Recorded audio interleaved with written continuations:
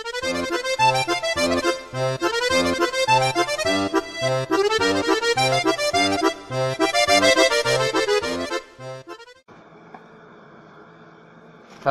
Everyone,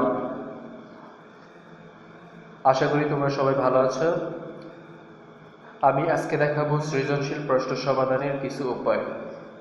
অনেকেই প্রশ্ন করে থাকে যে সৃজনশীলে তারা মার্ক পাচ্ছে না, একেবারে বাজে পারফরমেন্স হচ্ছে, অথচ এই সৃজনশীল প্রশ্ন পদ্ধতিতেই সবচেয়ে বেশি মার্ক পাওয়া সম্ভব। এবং সেটা যত কঠিন কোশ্চেনই হোক না কেন, সেটা আনসারের কিছু রুলস অ্যান্ড রেগুলেশন আছে। আসলে সব বিষয়ের রুলস অ্যান্ড রেগুলেশন থাকে, সেটা ফলো করে যদি যে কোনো প্রশ্নের উত্তর করা যায় বা ধারাবাহিকভাবে কোনো কাজ করা যায়, তাহলে অবশ্যই সেখানে ভালো মার্ক আশা করা যায়। তো সেই সমস্যার সমাধান দিতে আমি চলে এসেছি এমডি রুকনুজ্জামান।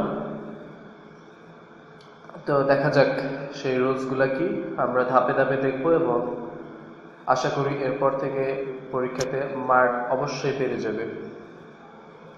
তো আমাদের যে কোন প্রশ্নটা থাকে সেটা হচ্ছে জ্ঞানমূলক প্রশ্ন।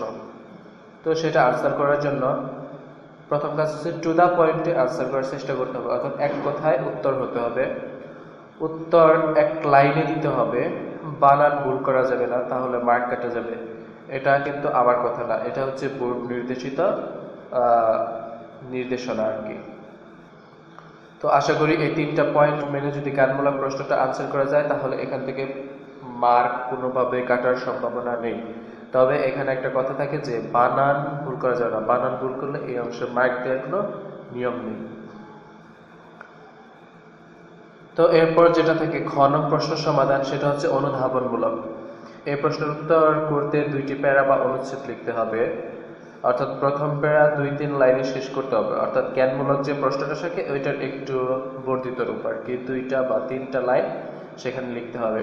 দেন হচ্ছে একটা স্পেস দিয়ে পরের লাইনে গিয়ে দ্বিতীয় প্যারা 6-7 লাইনে শেষ করতে হবে। সেটা অবশ্যই 6-7 লাইনের বেশি হবে না, 6-7 লাইনের কম হবে।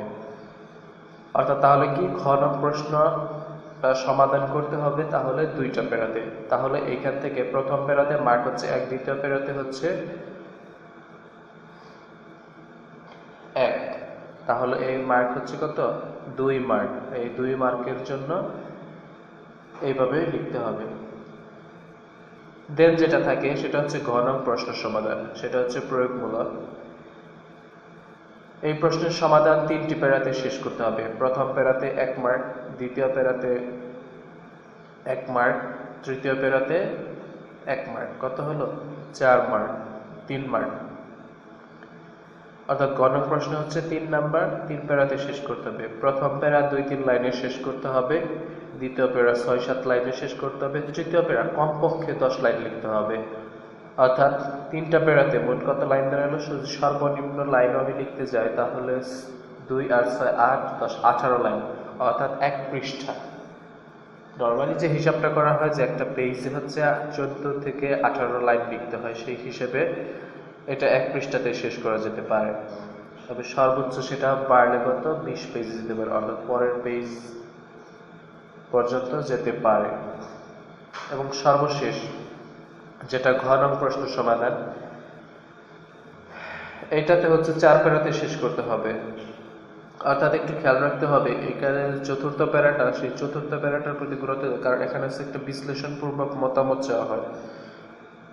তো তার জন্য প্রথম প্যারা 2-3 লাইনে শেষ করতে হবে। এটা কিভাবে, সেই ধারাবাহিকতায় চলে আসতে হবে, অর্থাৎ খ থেকে গ পর্যন্ত যে ধারাবাহিকতায় লেখা হয়েছে, দ্বিতীয় প্যারা 6-7 লাইনে শেষ করতে হবে বা তৃতীয় প্যারা কমপক্ষে 10 লাইনে লিখতে হবে। এই যে ধারাবাহিকতাটা, একই জিনিস লেখা যাবে না, তবে একই রকম ভাবে লিখতে হবে, অর্থাৎ 3টা প্যারাতে লিখতে হবে।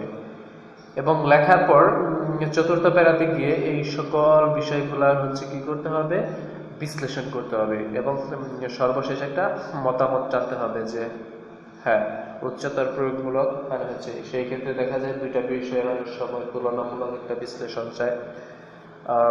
সেই হিসেবে এখানে উপরে যে অনুচ্ছেদটা দেওয়া থাকে সেই অনুচ্ছেদ থেকে তুলনামূলক বিশ্লেষণ চায়। তো এইভাবে প্যারা প্যারা করে যদি লেখা যায় তাহলে অবশ্যই মার্ক পাওয়া সম্ভব। তো ব্যাপারগুলা নিয়ে হচ্ছে আমি বিভিন্ন সময় স্টাডি করেছি, এবং দেখা গেছে বিভিন্ন স্কুল বা কলেজের শিক্ষকগণ সৃজনশীল প্রশ্ন আনসার করার ব্যাপারে এই ব্যাপারগুলোর সমাধান এইভাবে দিয়েছে, আমি যেভাবে আজকে দেখালাম। তো আশা করি এরপরে মার্কগুলো বেড়ে যাবে এবং সৃজনশীলে একটা A+ কিভাবে পাওয়া যায় সেই প্রত্যয় তোমাদের থাকবে এরপর থেকে। তো ধন্যবাদ সবাইকে। আশা করি পরের ভিডিও নিয়ে আমি খুব শীঘ্রই ফিরতে পারবো। ধন্যবাদ সবাই।